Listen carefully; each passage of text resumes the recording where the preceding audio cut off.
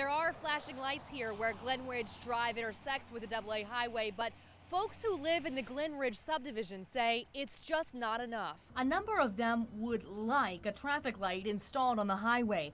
A traffic light, they say, is a last resort.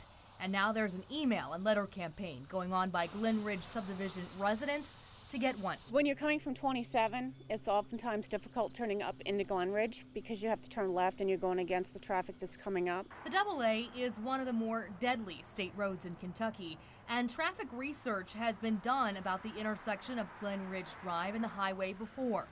The most recent 2007 study by the Kentucky Transportation Cabinet showed that on average 22,000 vehicles drive through the area in a 12-hour period.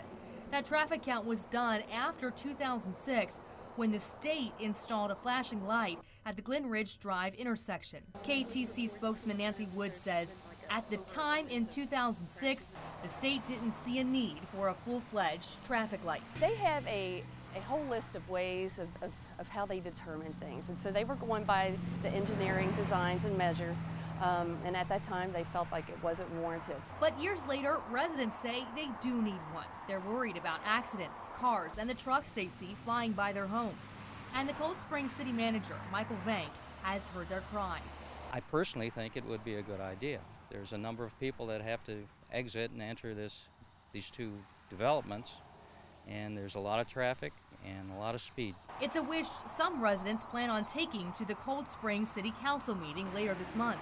They'll be asking the city of Cold Spring to request another traffic study be done on the AA. Reporting from Cold Spring in Campbell County, Sarah Selly, Fox 19 News.